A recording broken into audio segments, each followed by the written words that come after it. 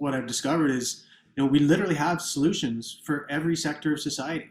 It doesn't matter if we're talking about new economies or health and consciousness or regeneration or land and community projects. The solutions are here. And there is simultaneously a whole new world that's just waiting to be birthed. Welcome back to another episode of the Peak Performance Life podcast. Today, I am very excited to have Davy on the line with us. Lee has been a trainer of trainers and coach of coaches for decades, passionately edifying clients with his unique coalescence of mindful practice and fierce conditioning regimens. He's a former gym guy. He used to own and operate a dynamic conditioning center, a multi-discipline fitness center for over 10 years in Toronto, Canada, where he trained a diverse array of top performers to shed paradigms, release perceived boundaries, and reach new levels of athletic exceptionalism. And this is what I'm really excited about today. If you've been listening to this podcast for a while, we've had many guests that, talk about how you should eat and nutrition and stuff like that. And that's great. But I do feel like for me, I get really excited about these conversations where we go more into the mental aspect, maybe the spiritual aspect, because, we all know, there's only so many ways I can say, don't eat sugar, don't drink alcohol, don't eat fried foods, eat, real whole foods, stuff like that. Right. So the question becomes, why aren't more people doing it? Why aren't more people living a healthy lifestyle? And I think a lot of that goes into a lot of the mental and even spiritual aspects that I think Lee has really mastered and has gained a lot of knowledge and wisdom in. And that's why I'm so excited for him to share that wisdom with us today. So Lee, thanks for joining us. Thank you, Laura. I really appreciated that. Yeah, I'm super excited, and it's just been kind of my own journey of okay, what is all this, and who am I really? And it's been a long journey in this lifetime, but it's like every step has led me to, I kind of look at it as like the pieces of a puzzle, and every step has given me kind of another piece. And like any puzzle, the more pieces you have, the more clear the picture comes through. That's right. That's right. Well, let's start with a brief history, just to kind of give people a little background of how you got to where you are today. Kind of the short version, but it is good to give people a little background. Like, how did you learn this stuff? How did you, where did you start, and what changed along the way? Mm. Yeah, I mean, the first time I remember kind of asking questions, I was 13, and there was a program, a 12-week physical transformation at the time. It was called Body for Life. Bill Phillips was the creator of that. It looks like you remember Yeah, that. I'm familiar. Yeah. Yeah. So I wrote this guy at 13 years old, being like, I mean, the transformation challenge is cool. But it feels like more than that. I've got this fire inside to do more, to be more, to help people. I mean, I don't know what it is, but maybe you could mentor me, give me a job, something like that. And so that was the first time I remember being like, who am I? What is this? How can I actually begin to feel better in this physical form? And, I started weight training really early on, and then that just, it led to kind of every other aspect from, nutrition and supplementation, detoxification, nootropics, to then expanding into, kind of understanding the neurophysiological aspects of, and kind of the science of changing the mind and changing the physiology by what we're focusing on and thinking about, breath work and meditation and plant medicine. So it's like every step just kind of led to the next one, obviously. And now it's been more than 30 years of putting my puzzle together. And it's like, okay, at a fundamental level and at a kind of a quantum level, and all of the new sciences say that we're all fundamentally the same. So if I know me a little bit better, then I know you a little bit better, and kind of what's what we each go through. So it's been a fun, difficult at times, but mostly super rewarding journey. Amazing. Amazing. I love that. Well, let me ask you then, because many of us start out weight training, and I know you've trained a lot of elite athletes, which I imagine, at that point, there is a lot more mental aspects, right? So I'm just curious, like, between when you first started lifting weights and doing transformational challenges, right? The Body for Life challenge, I know it changed a lot of people's life, and that's the power of challenges, right? When people really compete in and have this kind of window and time frame and are doing it and following this challenge, I think many people got great results from that. But for let's say many of the people out there who are just like, yeah, I'm going to the gym, I'm lifting weights, or whatever. Many people listening are in their 40s and 50s as well. What are some kind of mental shifts that you've learned along the way between just when you were a young guy, just lifting weights, training hard, getting stronger, versus kind of maybe as you get older and a little wiser? What are some kind of mental shifts or things that you've learned along the way? Mm, great question.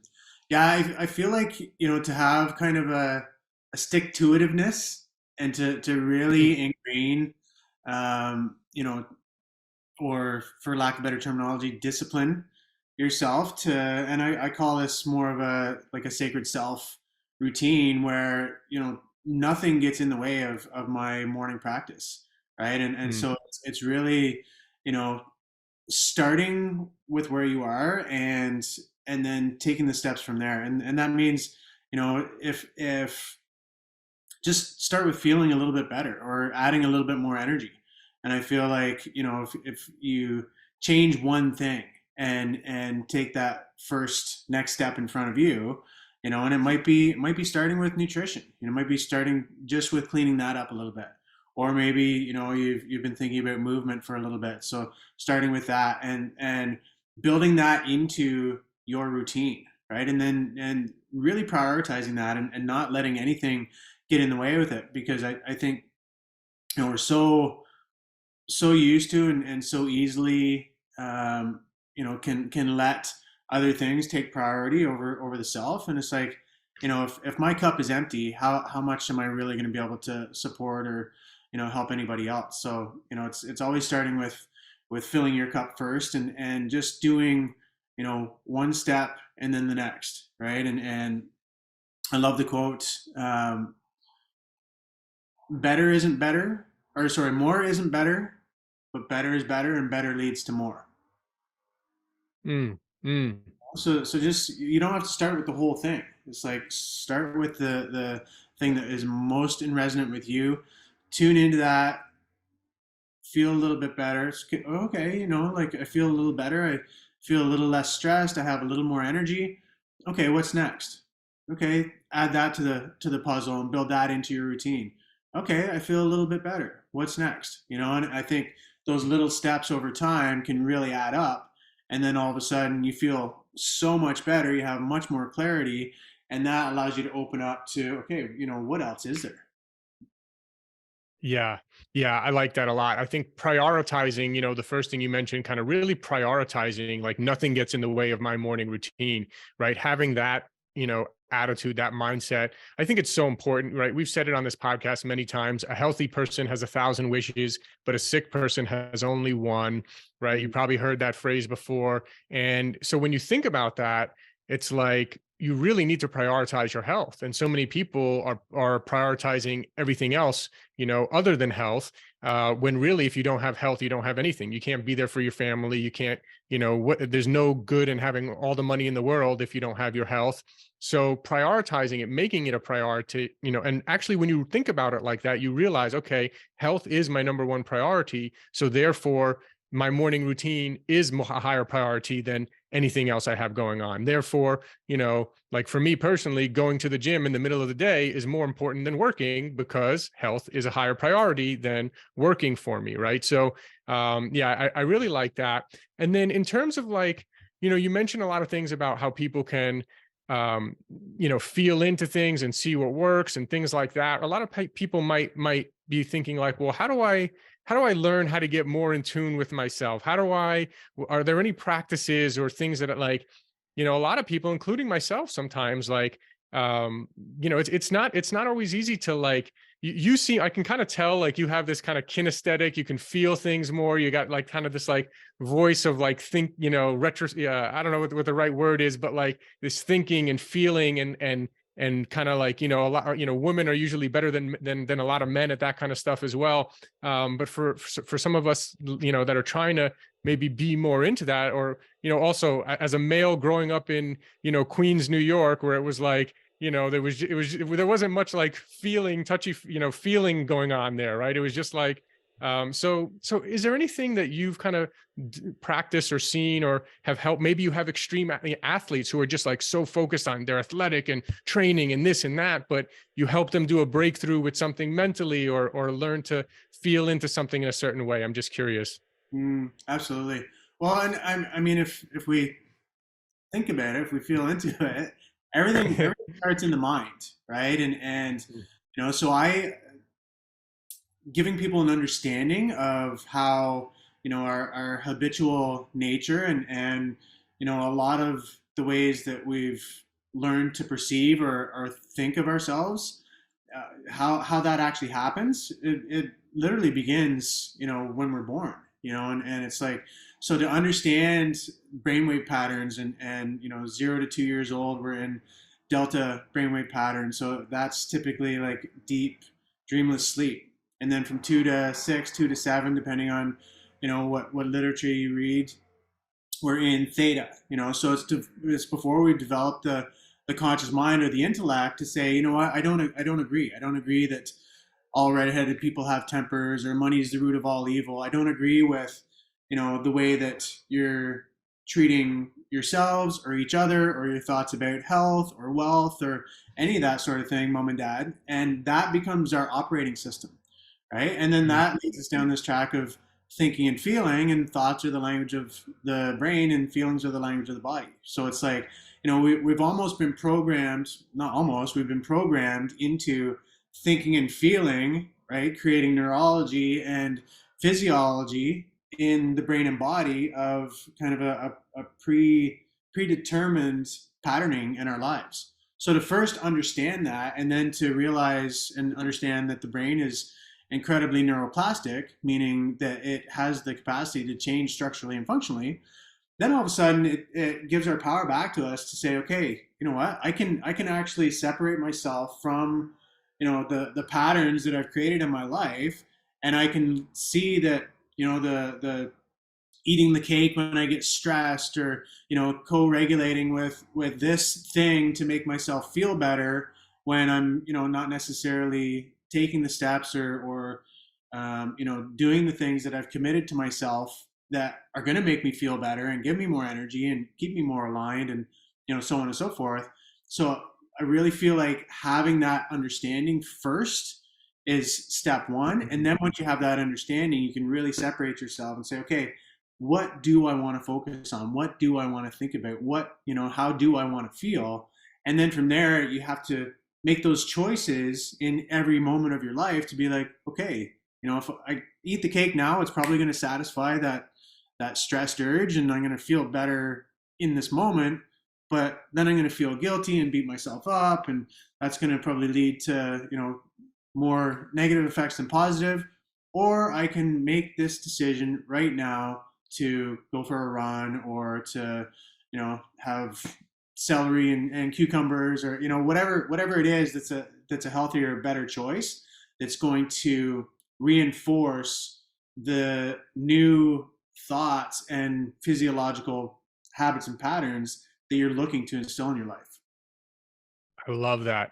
I love that. It reminds me of something I learned a while back. I think I might have learned it in when I took neuro linguistic programming, but it was kind of like there's sort of like, I guess, 4 levels, I guess, for lack of a better word. Not that these are real levels, but you're kind of like, most people, I would say most people in this world are unconscious incompetence, right? Which means they're incompetent, like they're incompetent, but they don't even know they're incompetent. They're just like, they're living through their reactions, like just eating the cake because they see the cake and have that reaction, and so they eat it. So they're unconscious incompetence, right? And then from there, you're trying to get people to realize it, to become conscious of their incompetence, right? As step one, like, and being conscious of even furthermore than just the fact that they're incompetent.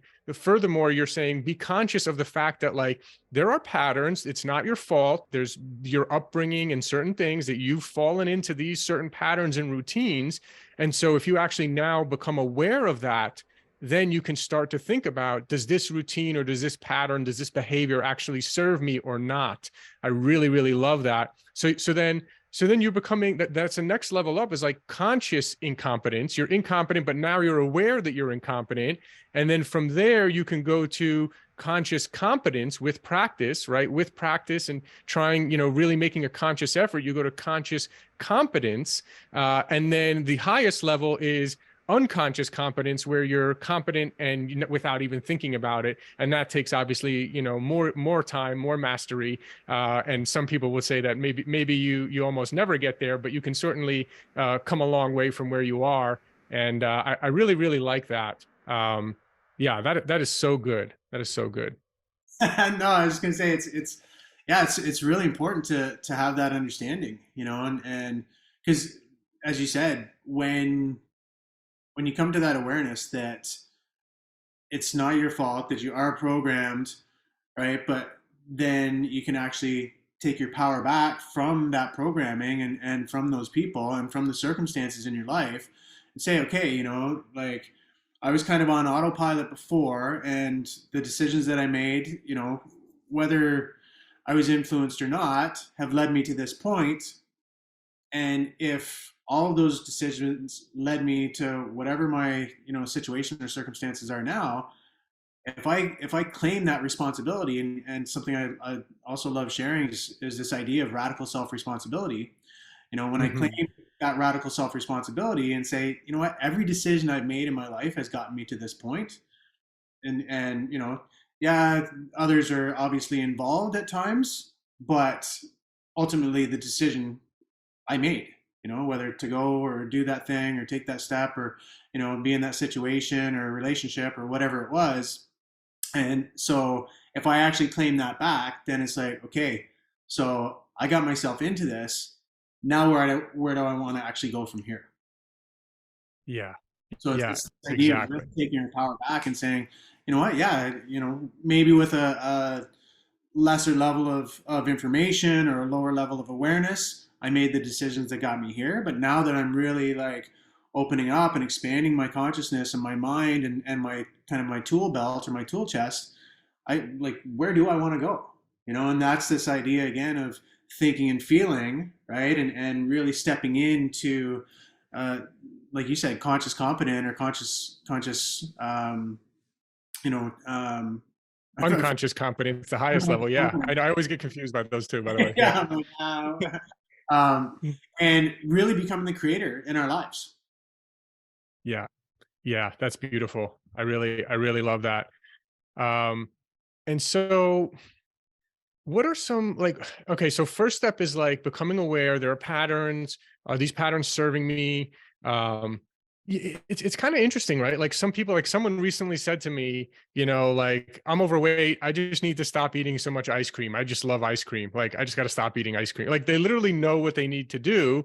Right. And they're like, the doctor's trying to get them on like diabetic drugs now, right? Prescription diabetic stuff. And like, and they're like, well, I don't really want to take that and this and that. And then they're like telling me, and then I'm like, well, you just said you know what to do. You just got to stop eating ice cream, right? So like, it's like in that situation, right? They know what they have to do. Why don't they just stop eating ice cream? Or what are some? How can someone go deeper there rather than because it's very surface level. Like I know what I got to do. I just got to stop eating ice cream, but then they won't, right? Unless they really do some deeper work, right? So what does that deeper work look like? Do you think? It's again, you can retrain the mind. So there's a number of different tools. I'll use, obviously depending on the situation and the person, but you can create the vision of what you actually want and how that would Mm, feel when you've achieved that. So you can do that by writing it out every single day, because writing causes thinking. We think in pictures. You're actually going to kind of retrain the mind and start to create new neurology in the brain that future potential exists, right? But then you've got to really kind of feel into that, and you've got to feel what it would actually feel like to, be sticking with these new choices, and to be feeling better and more energized and happier, and maybe more abundant or wealthy, or whatever it is, right? So again, you're thinking, you're creating that new neurology, you're feeling, you're creating a new physiology, and eventually you'll be able to start to really walk into that, and it comes down to what essentially becoming uber aware or uber present to the present moment, right? Because if you're like thinking about the future, or worried about the past, or not present in your life, then you're gonna allow that stress situation to take over. You're gonna just revert and automatically eat the ice cream. Whereas if you're super present and know what you're working on, and then you have the picture of what you're working towards in your mind, that future potential, then all of a sudden you have the present moment awareness to decide and choose for yourself. Whereas if you're just on the autopilot again, then you're just going to reach for the ice cream, and then it's going to be too late, and you're going to be, oh my God, I did it again.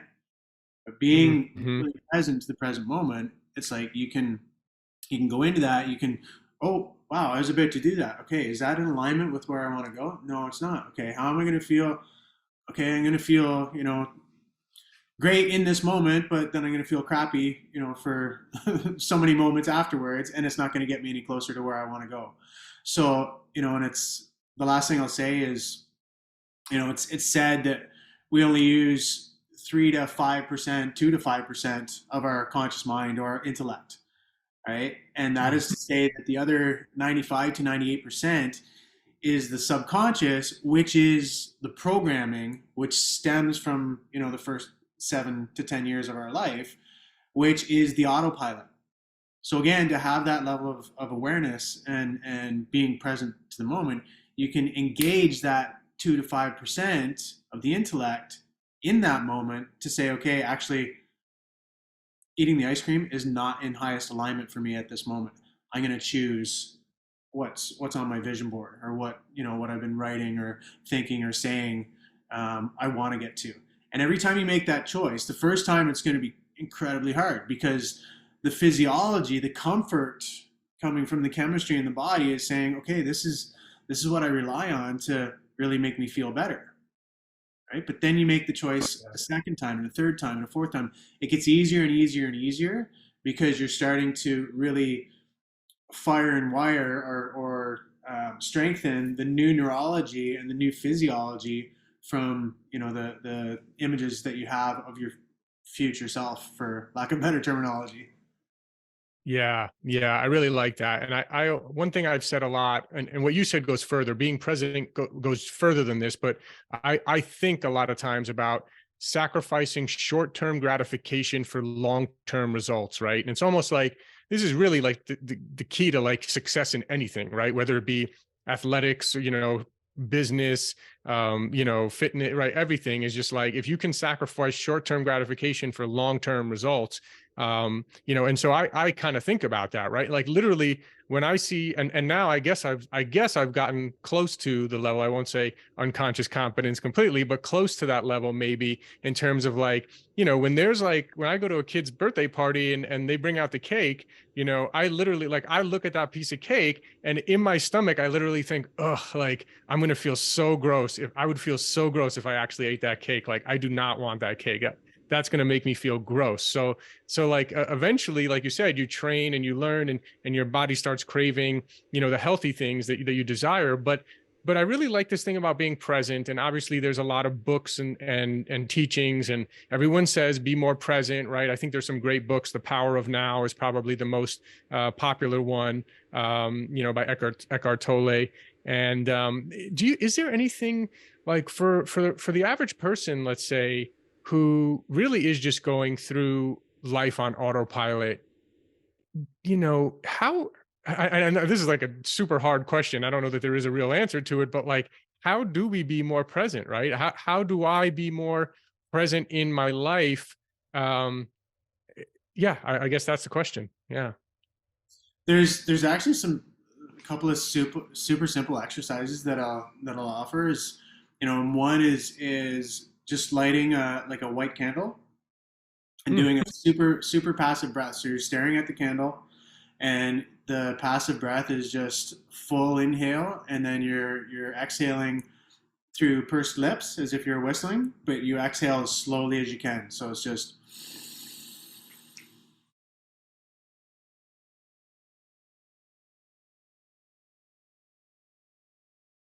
in that And exhale. for those that weren't watching live, if you're listening to the audio, he was basically just exhaling really slowly through pursed lips after the big inhale through his nose there.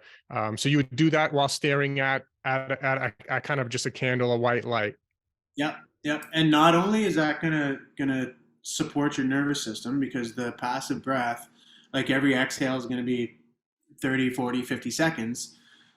So that's going to bring you into the parasympathetic, the kind of the rest and digest space of the nervous system, and you're going to be focused on the candle. And every time you break your focus or you think about something else, all you do is you bring your mind back to the candle, right? So Mm, it's like your mind will race, and it's a form of meditation too, right? So you might be thinking, oh my God, like how long do I have to do? Oh, back to the candle.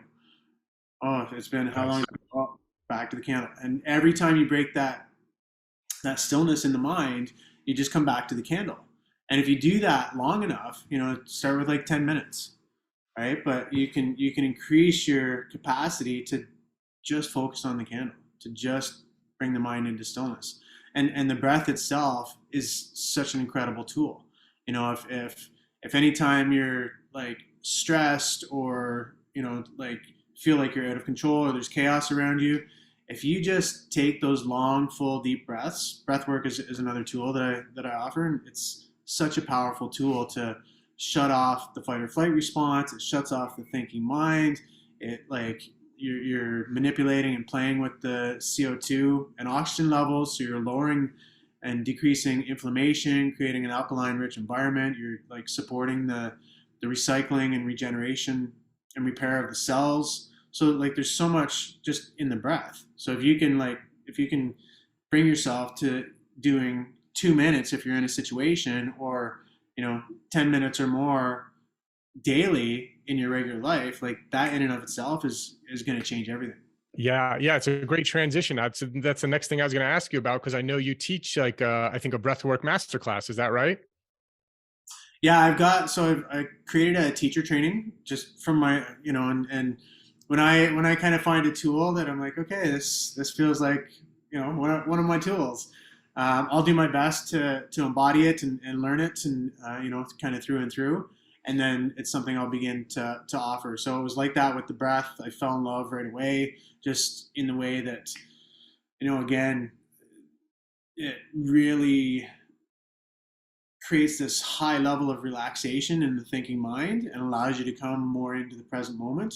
And then there's all the physiological benefits as well. So, literally just play with the breath, but then, yeah, to take people on a kind of a 6 week journey, which unlocks and really supports people in changing and really bringing the breath as a tool into their practice and their lives, and also a teacher training. And we're going to be launching an academy later this year as well. Amazing, amazing. Yeah, there's not much of a that's got to be the most undervalued tool that we have is breath and breath work and like there's a couple books about breathing, but they're mainly just like breathe through your nose, don't breathe through your mouth, and tape your mouth at night. Just like this guy wrote like a 400 or 500 page book, and that's pretty much all I remember from the book. So but I know there's so much more to that, right? And obviously, I've done some Wim Hof training and that. I've done some box breathing. I do regularly do box breathing, and sometimes I'll do Wim Hof, and sometimes I'll do different breathing techniques as well. But even for me, it's definitely like an underutilized tool. So with like the breath work that you teach, you gave us one example of how to become more present using your breath and breathing, looking at the candle. And then, so what other types of breath work do you kind of utilize or teach?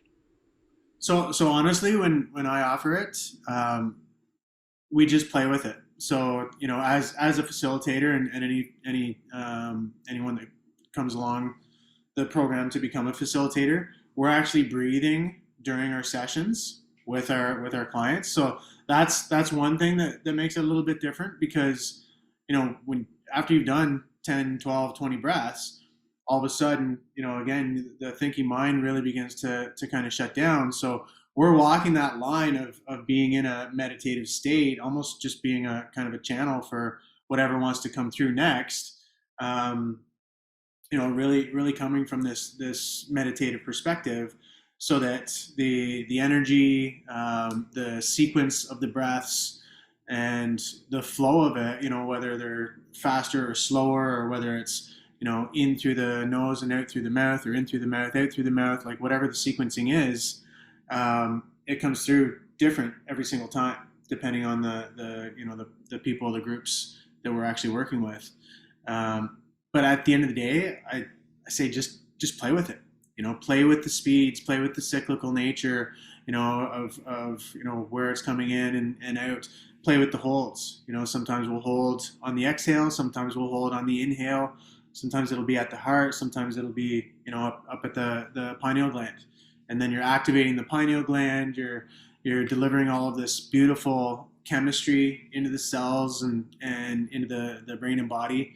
And it's like once you've upgraded the chemistry, and there's a benzodiazepine that shuts off the thinking mind. There's two really powerful antioxidants that are super anti-inflammatory, anti-cancer, anti tumor, so on and so forth. The pineal gland switches on, and it really activates and upgrades and delivers everything from dimethyltryptamine to a bioluminescent phosphorescent molecule found in eels. Like there's so much, there's such a cascade of chemistry that changes within the brain and body that just supports the optimization of the vessel, of your cells, of overall health. Nice. I like that. Yeah, I like the idea of playing with the breath. I'm gonna play with that a little bit myself too, and see different things that I notice, because it's interesting. Like I get it. Normally you want to be breathing through your nose most of the time, and I get the mouth taping while you're sleeping. Especially for those who may be mouth breathing at night. But there's really so much more to it, right? I mean, we know that if you're stretching in yoga and going into deep stretches, that exhaling through your mouth can help you get much more flexible and release and go deeper into a stretch than if you weren't exhaling through the mouth, right? So then you kind of learn little things as you practice and go along. Yeah, that's really powerful. I wanted to ask you also about, I know you put on these, we're so curious to learn more about what these are, but I know you put on these superhuman activation events. What are those all about? How does someone activate their superhuman, and yeah, what does that mean exactly? I just, again, kind of from my own journey, and going into medicines and meditation, and kind of the neurosciences and quantum physics, and all of it is just one thing that keeps being reflected is that we truly are infinite beings. If we're perceiving through our senses, then yeah, I'm this physical meat suit named Lee, and you're the physical meat suit named Tyler, and but it's like we're so much more than that. And so to be able to utilize all of these different tools and these different facets, and from the breath work to ice baths to temescals, and sitting in like heat lodges, and understanding the neurophysiological aspect of how we actually change our thoughts and our feelings, and to really bring all of these tools together in a 7 or 8 day span, and kind of put people through a gauntlet of facing the self, and the perception of who we've been led, or who we think we are, to actually be able to move beyond that and realize, holy shit, like I just sat in an ice bath for 3 minutes and I was terrified of doing that.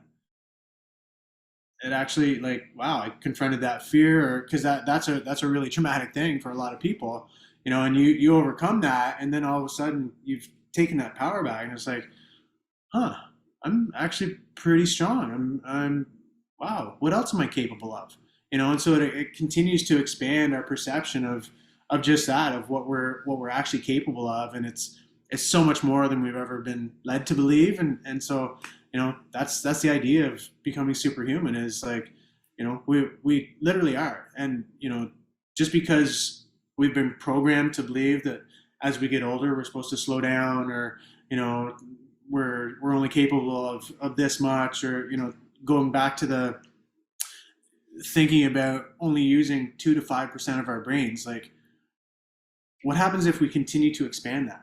Like, Mm.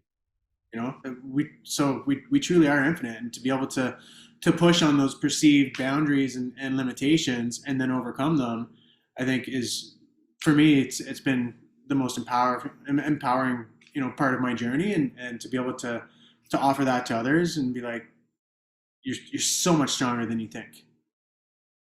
Yeah, yeah, I love that.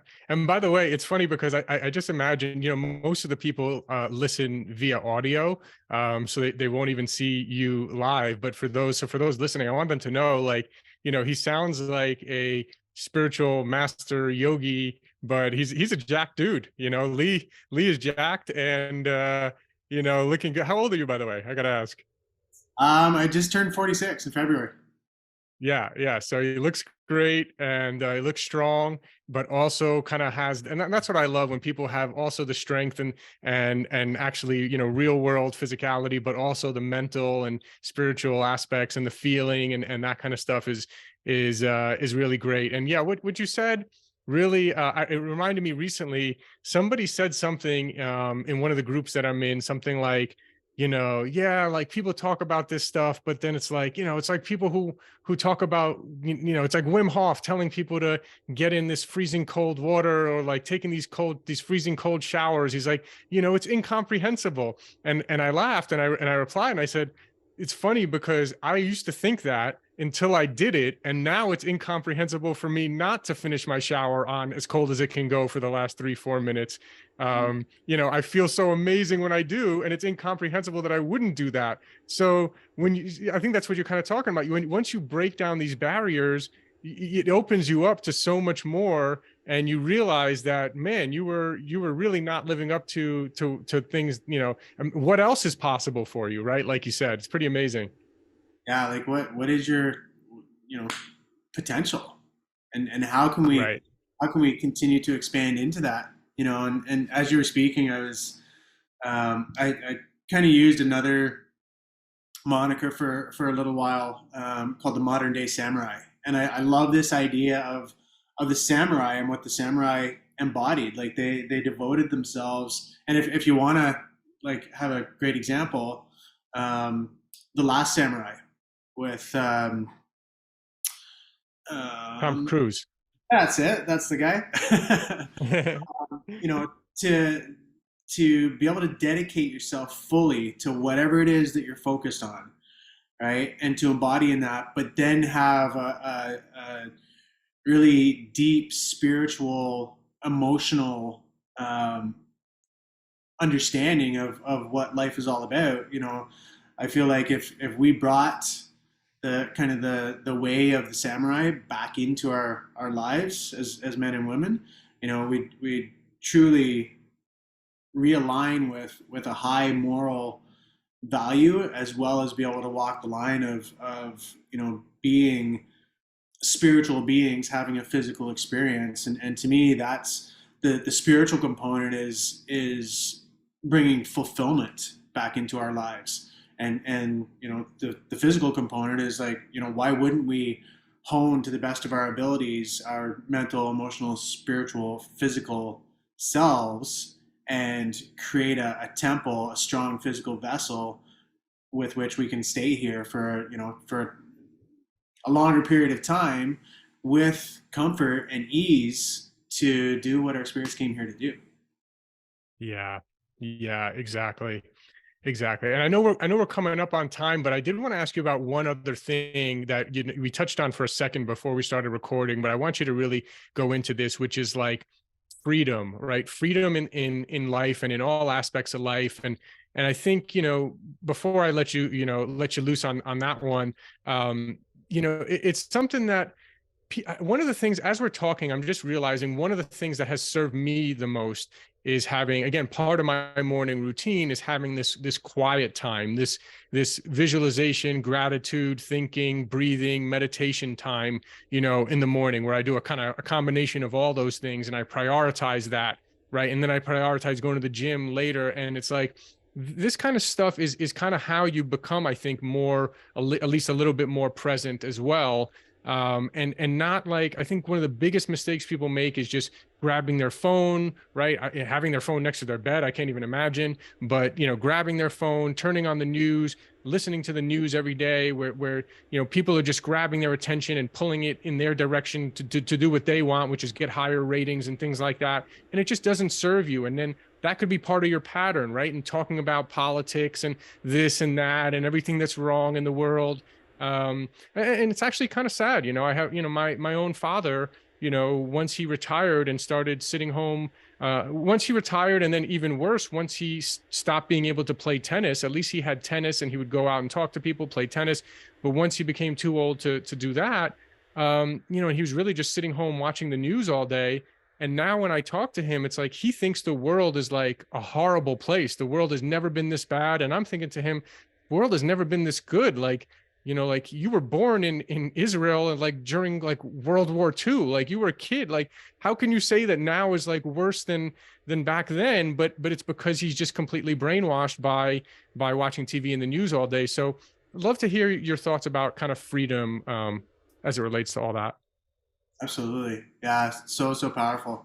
And I love Einstein, one of his quotes, he talks about, we're not able to solve our problems with the same level of thinking that got us into them.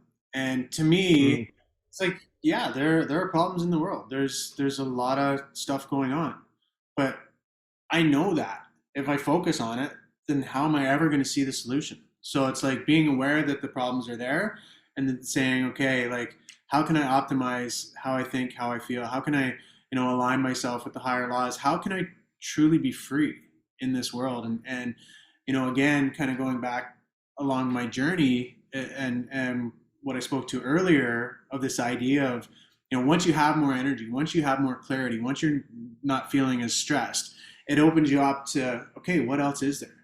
And over my travel over the last 7 to 8 years, what I've discovered is, we literally have solutions for every sector of society. It doesn't matter if we're talking about new economies or health and consciousness or regeneration or land and community projects. The solutions are here. And there is simultaneously a whole new world that's just waiting to be birthed.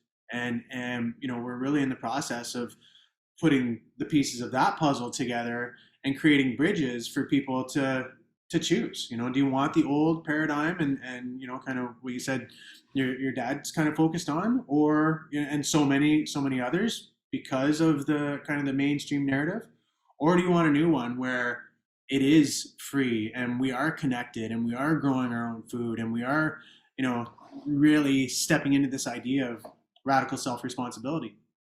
And so to me, over that journey and continuing to open up to these different perspectives in the last year and a half, with how the world kind of got tipped upside down, and I have been in Mexico and I started asking myself if I was truly free, and my answer was no. I wanted to get really honest with myself, and what I discovered is that I've been hiding in Mexico because, from my humble perspective, if I'm not able to go anywhere or do anything I choose, so long as I intend and bring no harm to another being, then I'm not free. We're not free. And so how can I be free in not only in how I show up in my life, and not necessarily with expectation or worried about what others are expecting or me expecting anything in return, without any masks or without, playing certain roles, but actually show up as, you know, authentically as I possibly can. Um, but also, how can I operate? How can I travel freely? How can I, just live my life and with kind of rights to all of my property, which includes my body and what goes onto it or into it. And it doesn't matter whether we're talking about the things that they tried to make us get, over the last couple of Mhm. years, or if I want to do psychedelics. Like, there are rules or laws in place if we, get in somebody's face and harm somebody else. So I should be able to choose. As long as I'm not doing that, I should be able to choose. And owning land and traveling where I want, and just all of these aspects of true freedom. And what I discovered is that not only is it an incredibly lawful process, but it's also a very spiritual one. And when we can align to and operate from the law of love, which is the foundational law, the law of love and what is true, it requires that we always seek to discover what is true, and not based on our perception, but there's the perception, and then there's beyond the lens of what actually is true. It seeks to feel everything, and allow everything. And then there's the universal laws, things like the law of polarity or cause and effect, or, and these laws essentially provide all of creation with a mathematical frameworks with which it all emanates from. And these laws are happening in our lives anyways, but most people are not aware of them, and they're certainly not kind of looking at them on a regular basis and saying, okay, how can I work with the law of cause and effect today? Or how can I work with the law of polarity today in my life and align to it? And then there's the laws of the soul, which should allow all emotion to pass through freely. But again, going back to that first 7 years of our life, it's like we're told that we can or we shouldn't, or big girls don't cry, and then we stagnate our emotions and we hold on to them rather than, and then something in our lives triggers us now, and we've got to unpack all of that stuff that becomes the subconscious mind, that 95 to 98% that we talked about, right? Rather than, if we were just able to feel those feelings and throw that tantrum and, really feel that anger or sadness or, whatever it was as a 5-year-old kid, then I wouldn't have to go back and unpack all of that stuff. So now when something happens in my life, I'd just be able to feel the feelings and I'd be free from it. And it's kind of like the Mm. deer that's being chased in the woods. It's like it'll continue to shake when it gets back into a safe space to shake out all that anxiety. Humans, we're literally the only animal that holds on to stuff. So once we've gone through the law of love, the universal laws, the laws of the soul, and kind of gotten our energy right, then all of a sudden we can operate from the law of common tie and express our own law in this reality as men or women to bring forth remedy to any and all controversy. And again, it's like taking that power back. Instead of calling the cops or calling a lawyer, it's like, hey, like, I don't know if you're aware of it or not, but your actions right now are causing me harm, and I'm going to have to consider that a trespass, but I obviously want to provide you the opportunity to bring remedy to that. So here's what I'm going to need. And it's not to get each other, but just more to lovingly and authentically hold each other accountable. And to me, it's like when we can continue on the sacred self journey and really putting the pieces of our own puzzle together and going through all of the the mental, emotional, spiritual, physical tools from the movement and detoxification, breath work, all of that stuff, and align ourselves to and operate from the higher laws. That's when we'll really have taken back this radical self responsibility to really own all of our own thoughts, feelings, and actions, and move into a higher level of morality once again, and really be connected to and operating from love. Mm. Very well said. Very well said. Really enjoyed that. Well, Lee, thank you. This has been amazing. I'm sure people are going to want to learn more from you, maybe attend one of your retreats or coaching programs. What are some of the things that you're offering, and where can people find you? Yeah, beautiful. So the I guess Instagram, you can connect there at 5D breathwork. You can also check out my website at lee-davy.com. It's got all kind of the programs and courses and stuff like that. There's also another site called the Unified Alliance.world, and that's more to do with the law and stuff like that. Yeah, but beyond that, I mean, I offer a free breathwork class every Tuesday that I started a couple of years ago, and that's at 2:22 Eastern time. So can provide links for that, and then just various courses and different things coming up over the coming months. So Amazing. So Instagram is at number 5, letter D, breathwork, 5D breathwork. That's great. And that's pretty cool. You offer a free breathwork class every Tuesday. That's amazing. And then the website is lee-davy, davy.com. So highly recommend everyone check you out there. And Lee, this has been great. Thank you for sharing your wisdom with us today, and hope to be in touch with you again soon.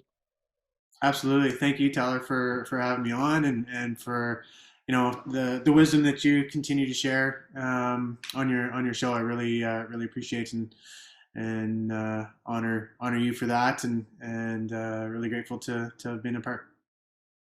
Thank you. Thanks for listening. And just a reminder, if you haven't yet tried any of our Peak Performance products, you get 20% off your first order. We have one of the largest selection of USDA certified organic superfood powders, as well as very high quality supplements. And you get 20% off your first order at buypeakperformance.com. That's www.buypeakperformance.com.